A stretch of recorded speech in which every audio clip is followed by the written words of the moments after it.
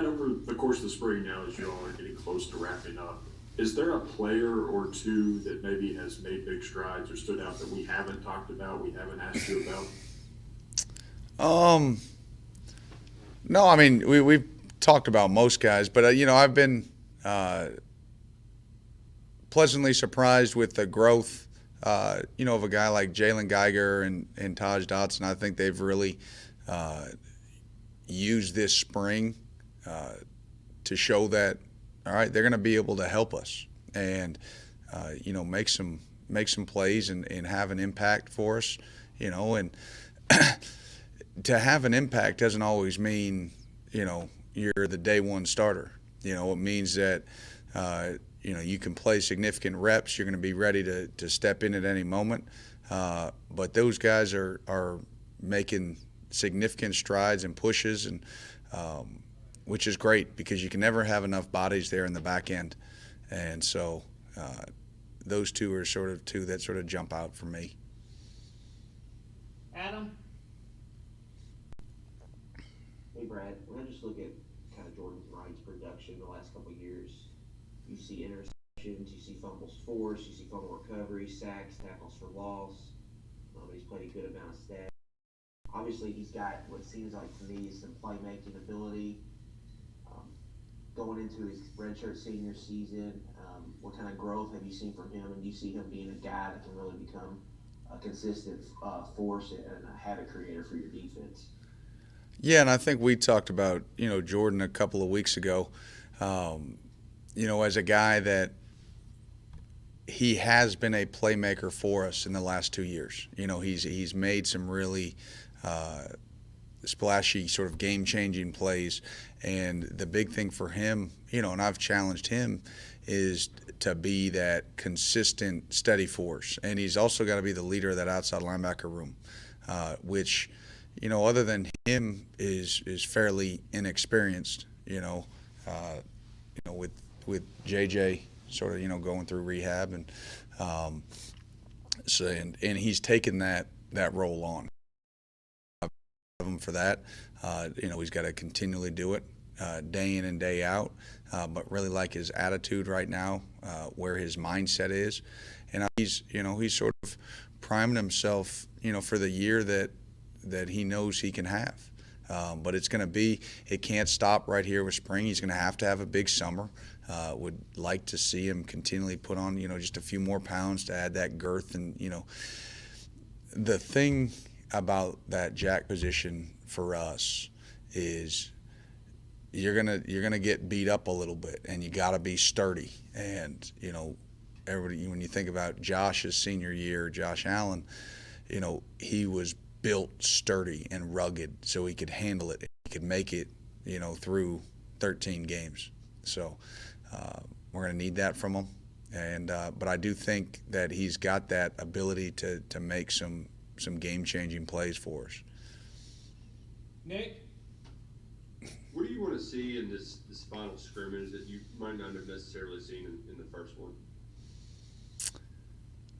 Better execution.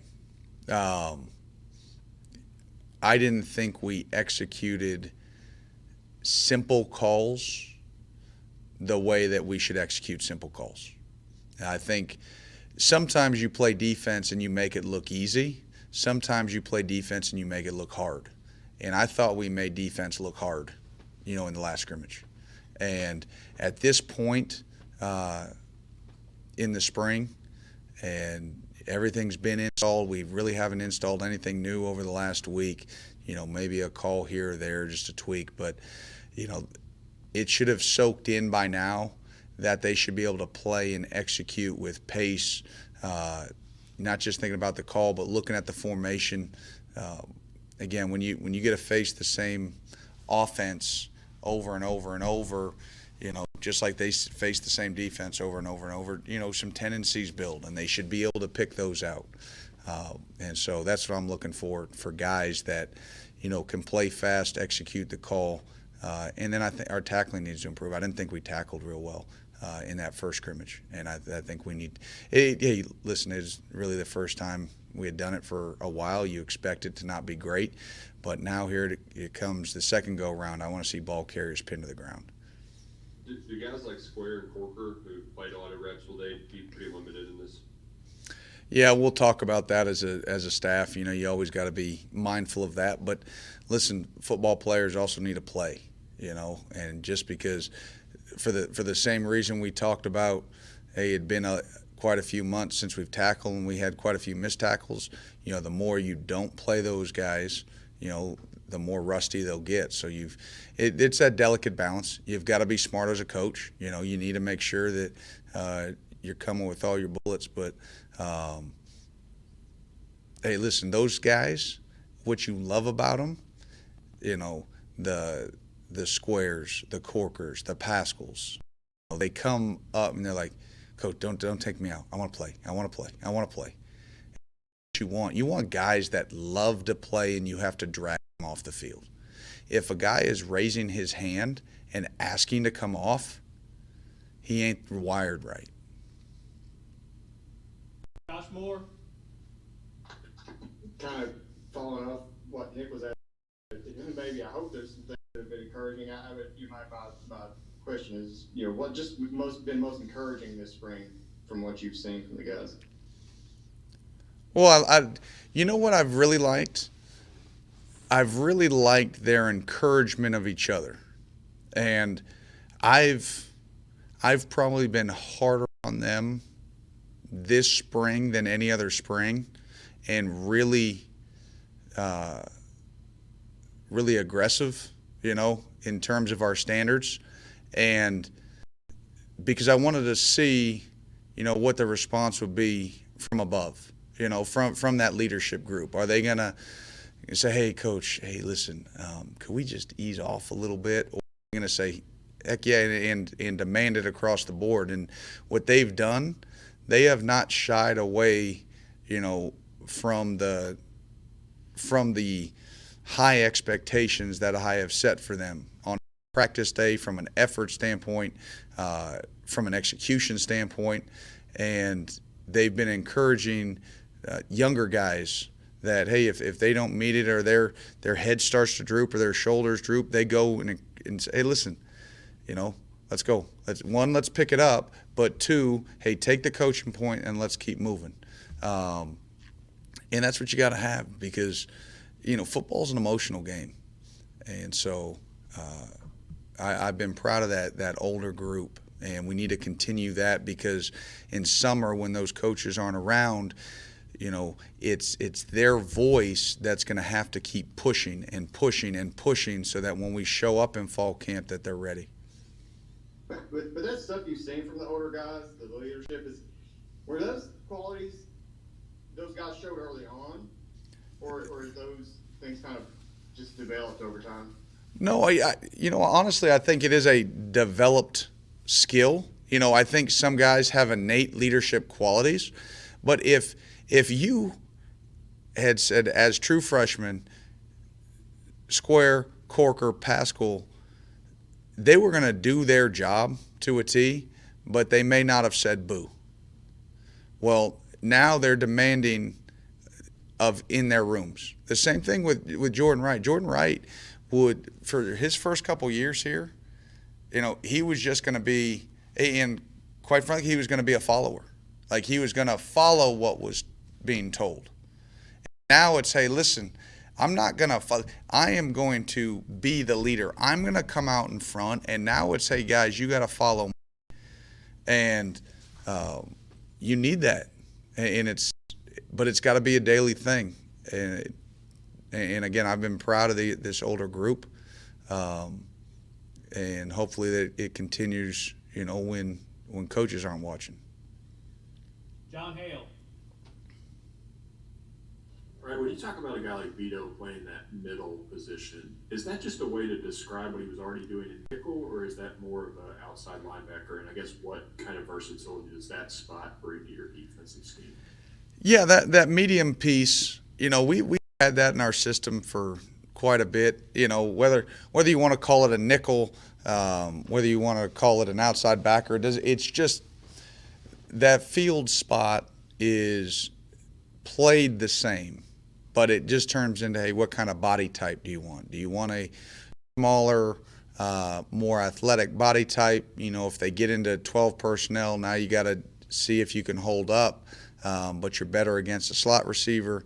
Hey, do you want a bigger body? You know, we've played base quite a bit, you know, in the past and used a big outside backer out there, you know, and get our hands on reroute receiver. If they go to 12, you don't have to worry about it. You know, you're already, you know, big and physical enough to handle and hold up. You can run inside stunts with those guys. But I think that medium position, if you can find a guy that's wired right and built right, and, you know, you mentioned, you know, a guy like Vito and, you know, those guys that have some savvy, now you can also, you can go ahead and you can match or play man-to-man, you know, on a slot receiver that you can't do with an outside backer. So, you know, there's some give and take on both sides of that position. And, you know, to me, it all comes down to, hey, finding a way to get the best 11 on the field, and that's what we're going to do. If it's a smaller body, it's a smaller body, and we'll account for it. If it's a bigger body, then we'll go bigger body. So, not yet, and won't be until the season. Jeff Drummond. Hey, Brad, you had mentioned earlier about the execution and doing the simple and routine things. How much of that, and not to offer this as an excuse, but I wonder how much of that is kind of provided by the new stuff you're seeing from the offense, the shifts and the motions, stuff that they're doing? Yeah, I mean, there's some of that, but again, when you're as many practices in as we are, you know, it doesn't matter. We're going to see motion shifts, different formations, different run plays, different pass plays from 12 different teams. So you better learn how that technique aligns. You know, what is your alignment, and then how do you execute it? What's your angle of departure? Where are your eyes? All that stuff, it doesn't matter. You could come out and you could go, you know, I don't know, whatever you want to come out in. You should be able to line up into it. And, you know, as a staff, you know, we've poured a lot of hours into making sure we've tried to make it as simple as possible. But some things, listen, you know, what did Coach Saban say there? The spawn of the devil or some offenses? I don't know, something like that. But they can do whatever they want to do at any moment, any time, with tempo, without tempo, from a huddle, from whatever. You better get aligned. You better know what you're doing. You better communicate with the guy in front of you, behind you, and to the side of you, and execute. And I will never lower the standard, make no excuse. You know, hey, if a play hits us because it attacks a weakness of the defense, that's not on them. That's on me. That's on the defensive call. But if it's because I didn't know where to align, how to align, I didn't communicate, I didn't know what to communicate, I didn't know where to put my eyes, I got, you know, lazy eyes, I got dirty eyes, and I'm looking in the backfield instead of the guy that's blocking me. If I don't take my proper steps, right, if I don't shoot my hands, if I don't have hand placement, that's you. And that's on the players. And the thing is that the seniors, you know, for the majority of the part have accepted that and understand that. Some of the younger guys are still learning that is the standard. There is no but coach, but coach, but no, there is no but. But gets you beat. And so, again, I want to see that execution on Saturday. If I could ask a quick follow-up to that, have there been a couple of guys that have kind of offered you guys headaches when you look across the line at the other side of the ball? Well, I mean, you know, I think Wandell's got a chance to be a good player, and but a lot of guys, you know, have done a good job showing up in different roles, and you know, the tight end group has been solid, and you know, so, but I'll leave that to Coach Cohen to answer on anybody individually. Dick Gabriel. Brad, you talked to us a week or two ago about Marquand and the progress he's made, and I'm wondering, is he to the point yet where he's making other people better, commanding double teams and things like that? He is, when, again, the big thing with Marquand, and we talked about it as we were talking about Marquand, it's consistency, day in and day out and day in and day out and sustaining. And, he is forced, people to account for him, which kind of free up others. But he also has to continue to understand that, hey, at that position, if you're going to be the guy at nose and a dominant force and a game changer, that's what's going to happen. And the load gets heavy, at that point. And so, it's going to be a consistent pounding on him. And it's going to be imperative for him to take care of his body and maintain that, for an entire season. But yes, he's to the point where he's able to influence guys and encourage guys, and we need him to continue to stay positive, and pull guys along with him. So Consistency is conditioning. Yeah, some is conditioning, but I think he's probably in the best shape that he's been in. Now, can he be better? Yeah, I mean, anybody that side, it's going to be a constant work for him. Shape I've seen him in since I've been here, but it's also, again, like I said, I mean, if you were told that you had to go into a fight 2-on-1 every single day, it wears on you. Well, when you command double teams, that's what that position entails. And it is not for everybody. And I think he said it when you guys talked to him a few weeks back, he said, listen, my job, a big part of my job isn't about the stats. It's about commanding the control of the middle, commanding double teams, commanding multiple sets of hands and eyes so that others can go make plays. And I won't ever forget being at the Combine one of my first years in Indianapolis, and Josh Chapman, we were doing our informal interviews, and Josh Chapman at the time was a nose guard for Alabama, and we ended up drafting him in the 5th round. But we sat down, and I asked him, I said, hey, Josh, what is your favorite part of football? And he said, in his big, deep voice, and Chappie, he's got big old hands. He's a strength coach down in Alabama right now. And he said, Coach, taking on double teams. And I was like, well, that's my nose guard right there. Because if it wasn't, you ask anybody else, defensive line guys say, hey, it's sacking the quarterback. It's getting, it's TFLs. It's an interception. It's this. You have a nose guard when he says his favorite part of the game is commanding double teams, because that makes your entire defense better. All right, last question, Derek Terry. Brad, I know we talked a lot about those sophomore defensive linemen earlier in spring, but just Octavius in particular, what kind of strides have you seen him make since the start of this spring practice to now? Yeah, I think Ox has been a little bit up and down through spring, and he's one I'd really like to see have a big Saturday. He's had some practices that I've been, really excited with the progress. He's had other practices that I thought, technique, eyes, footwork, hand placement, was not up to par. And so, again, that's a continual work in progress. But what we have to remember, especially with these, younger D linemen, is that most of them have only been on campus not even a year now.